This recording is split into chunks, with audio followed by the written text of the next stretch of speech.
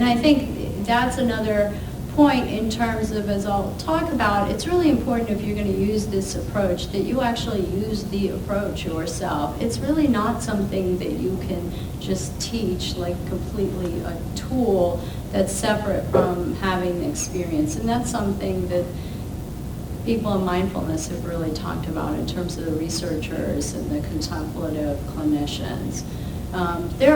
So MBSR is the one program that's been most studied for the longest. There's MBCT, when we're looking at mindfulness-based cognitive therapy. We're really doing cognitive therapy with mindfulness. And Dole Siegel and Teasdale have a really great book that lays out that process.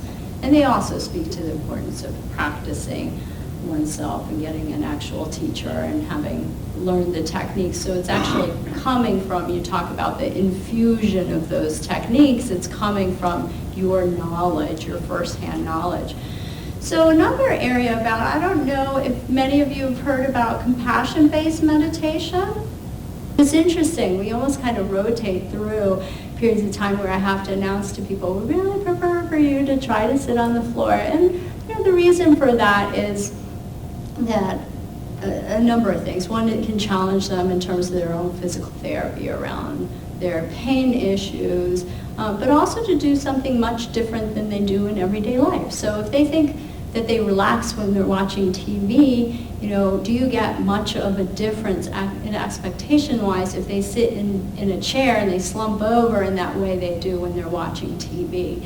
So even by virtue of having them sit on the floor on a cushion, a specially designed cushion, or you talk them through one in terms of using it at home and having a specific posture, you've set up an expectation that this is going to be different. And then the body is also conditioned to that. So I tell them that's part of the reason of why it's maybe important to use a certain hand posture that's their own. They have flexibility in that. In someone's shoes, when we use our awareness of interconnectedness that can help another person feel like we are there with them.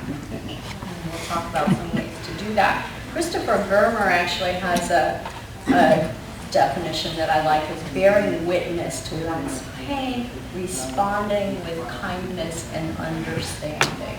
So it's not just that kindness, but it's an understanding, and an understanding that's not the overall, I know how you feel, and I know how bad it is. And believe me, I work with so many clients with catastrophic injuries. That's one of their biggest complaints, is that people will say, oh, I know how bad it is. I know how you must feel.